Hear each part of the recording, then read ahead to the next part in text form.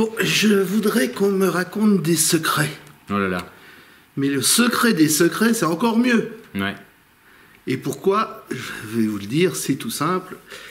J'ai un monsieur que, si vous êtes habitué sur ce site, vous avez vu quelques fois, qui a quand même commis quelques pièces, dont une assez connue, on va dire, assez, pour être gentil, c'est une des pièces qui... Ça se continue encore ou pas? Ouais, la machine de Turing se joue au Théâtre Michel maintenant. C'est la 6e saison, je crois. Je peux déjà annoncer que la 7e est en préparation. Donc on joue au Théâtre Michel à 19h, du mardi au samedi, dimanche à 15h, et jusqu'à fin avril, et ça redémarrera à l'automne. Bon, eh ben, au moins, si vous ne l'avez pas vu, vous pouvez y aller. Il y a plein de gens qui l'ont pas vu, et j'ai des copains, même des bons copains, qui viennent là ces jours-ci. Je dis, bah dis donc, t'as mis 6 ans quand même. Bah, moi j'ai mis moins de temps que ça, Oui, parce toi, que je crois que j'étais dans les toutes premières représentations. Ouais, toi t'es venu au tout début. Ouais. Voilà, et on s'était vu l'année dernière pour une autre pièce, ou il y a 2 ans. Il y a 2 ans déjà, puisque c'était 2023, et dans ce même théâtre, oui, presque au même endroit, mais tu étais assis sur une barque, si je me souviens. J'étais sur une barque. Et c'était donc la Maison du Loup, voilà, la pièce sur Jack London avec Amaury Crayancourt et Anne Plantet. Voilà, et alors cette fois, tu n'es pas dans la pièce. Tu es sorti, voilà. On ne te voit pas. Ils ont réussi à se débarrasser en fin de mois. Oh, c'est moi qui me suis débarrassé de moi-même, puisque j'ai écrit ma nouvelle pièce pour la mettre en scène, mais je l'ai écrite pour 4 jeunes acteurs. Et j'étais donc trop vieux pour jouer un des rôles. Donc voilà, j'ai cédé ma place. Mais plus sérieusement, le secret des secrets, bon, ça parle de la pierre philosophale, et d'alchimie, mais c'est presque un prétexte, en vérité. Parce que, je rassure tout le monde, ou alors les gens viendront pas, tant pis, mais on ne trouve pas vraiment la recette de la pierre philosophale à la fin de la pièce. Putain, tu dévoiles la fin. Mais non, parce que l'alchimie, c'est une chasse au trésor. Ce qui est beau, c'est la chasse, c'est pas le trésor. Donc là, voilà, dans le secret des secrets, on est sur une histoire d'amitié, de transmission du rapport du père au fils, et on est sur tous ces rêves qui remplissent les romans d'Heroic Fantasy, les livres dont vous êtes le héros, le Da Vinci Code, le nom de la rose, toutes ces références d'adolescents que j'avais. Et en fait, quand j'ai découvert l'histoire de Megan Purko, parce que c'est une vraie histoire tout ça, quand j'ai vu cet article sur cette jeune chercheuse américaine qui aurait trouvé une recette de la pierre philosophale, ça m'a rappelé toutes ces lectures d'enfance. Et je me suis dit, de façon un peu égoïste, parce que je ne sais pas si ça plairait au public, mais je me suis dit, voilà, moi, c'était les histoires qui me faisaient rêver quand j'étais ado. Et j'ai remarqué que, bizarrement, le cinéma s'était beaucoup emparé de l'heroic fantasy. Enfin, il n'y a qu'à voir Harry Potter, Le Seigneur des Anneaux, tout ça. Et le théâtre, non. Alors ça, j'ai cherché. Peut-être que vous allez me dire, si, il y en a eu. Moi, j'ai pas trouvé. Et donc, j'ai essayé de faire une pièce, entre guillemets, d'heroic fantasy, où on a un groupe de 4 jeunes qui recherchent la pierre philosophale, mais sur 2 époques. Voilà, c'est ce que j'allais dire. Tout ne se passe pas en 2024 ou 25. Ouais. Y a une partie qui se passe plutôt dans les années 1700 et des bananes. Même un peu avant, 1600 et quelques, donc le XVIIe siècle, et à l'époque d'Élisabeth Ier, à l'époque gothique, l'époque de William Shakespeare. Et donc, mes 4 acteurs jouent chacun 2 rôles, un au XVIIe et un au XXIe siècle, mais il y a comme des correspondances étranges. Ce que l'un a fait au XVIIe a peut-être, dans le poids du destin, fait que c'est quelque chose que porte le personnage référent au XXIe. Il y a quelque chose comme ça d'un peu mystérieux, qui est comme un lien étrange et qui n'est pas explicable ni expliqué.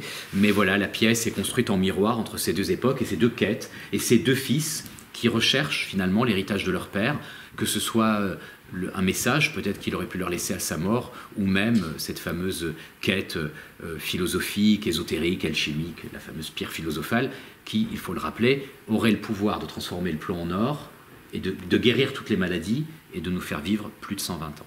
Est-ce qu'elle pourrait me rendre intelligent? Écoute, le seul fait de poser la question prouve que tu l'es. Parce que un idiot n'aurait pas posé la question. Je sais pas, oui. Non, tu crois pas? La lucidité? Je sais pas, j'avoue que là, c'est pas facile à savoir. Ouais. Bon, d'abord, on va parler de là où on est. On est assis sur les décors. Ouais, le décor. Enfin, une partie. Hein. Voilà, le décor de Juliette Azopardi, qui est un magnifique décor qu'on a eu beaucoup de bonheur à construire. Moi, j'avais l'idée, dans cette pièce faite de mystères, d'arcanes et de secrets, j'avais tout de suite l'idée de ces dessins de Escher. Tu sais, ces espèces d'escaliers qui se perdent et comme ça, qui se rejoignent, des espèces d'escaliers mystérieux.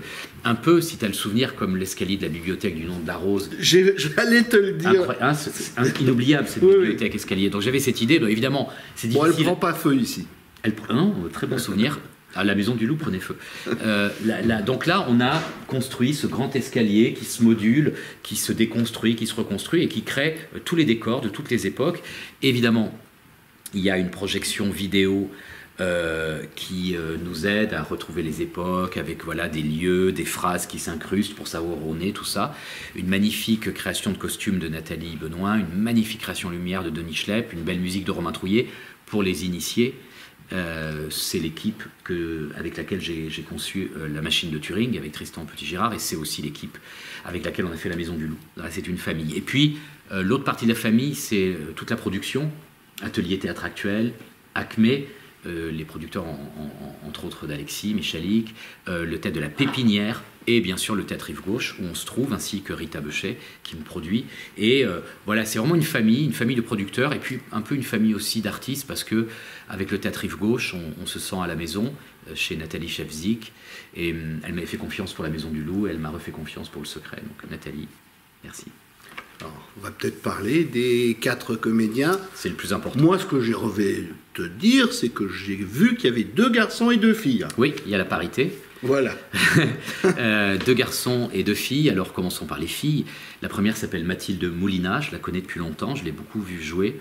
Récemment, par exemple, dans La vie est une fête, aux côtés de Julien Luguette, la pièce de Lilian Lloyd, que j'avais vue à l'Actuel. Et je l'avais trouvée magnifique, formidable. Je l'avais vue aussi dans une pièce qui s'appelle Pigment. Et voilà, donc je l'ai engagée pour jouer le rôle de Suzanne et d'Isabella. La seconde comédienne s'appelle Montaigne Fréget.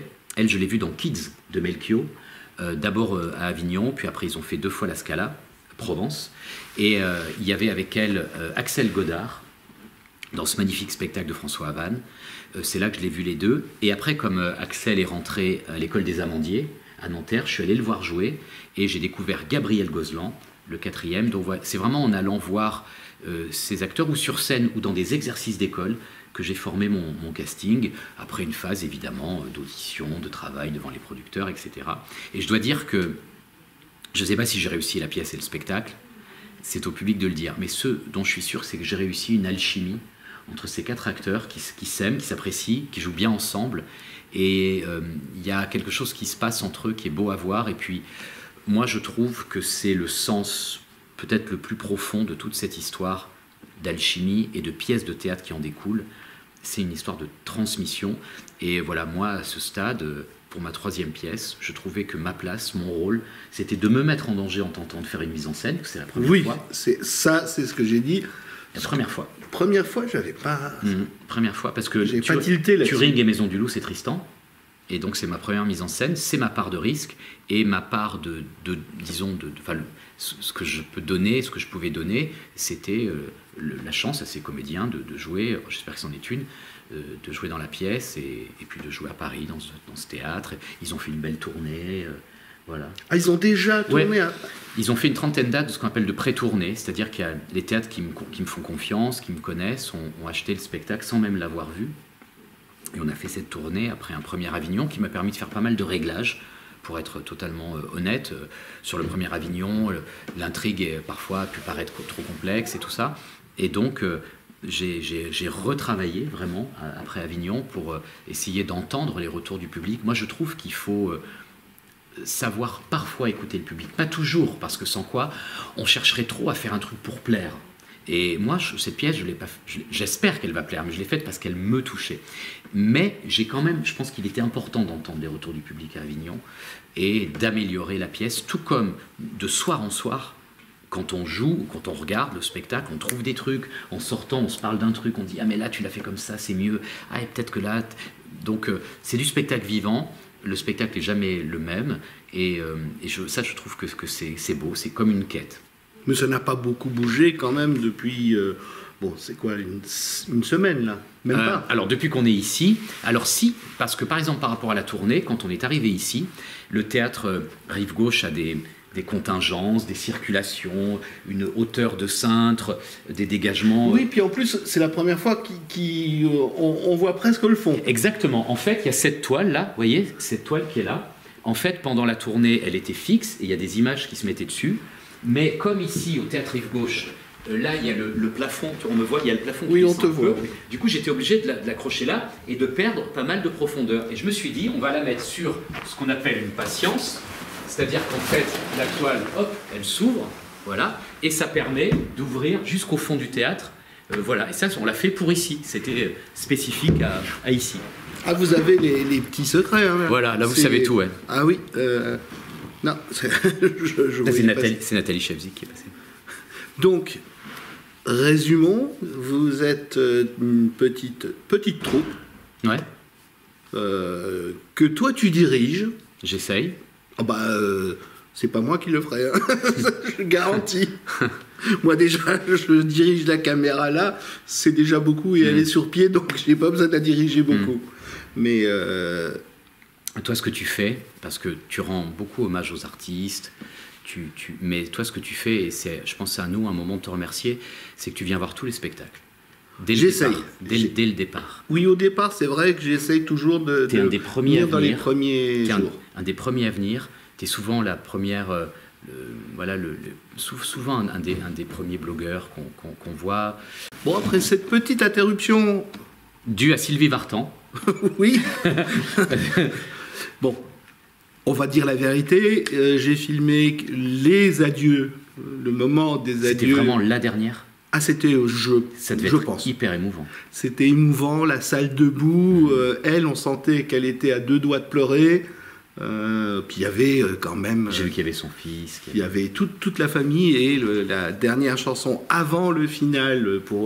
C'était quand même la surprise de lui mettre Laurent Voulzy à côté d'elle. Génial. Mais ça, bon, je pense que ça sera... filmé, enfin ça a été filmé parce qu'il y avait des loumas partout, c'était bon voilà. Okay. Donc maintenant on peut se dire au revoir. Ouais. On se retrouve comme Sylvie Vartan. Oui, mais moi je te dis pas au revoir comme avec Sylvie Vartan parce que bon, c'est des adieux, c'est des adieux. C'est adieux. Donc nous on se dit au revoir, on se dit à la prochaine pièce. Voilà, on se dit à la prochaine pièce et puis on sait jamais, on va peut-être se croiser dans un théâtre. Évidemment. Hein. Voilà. Merci à bientôt. encore. À bientôt, merci Guy.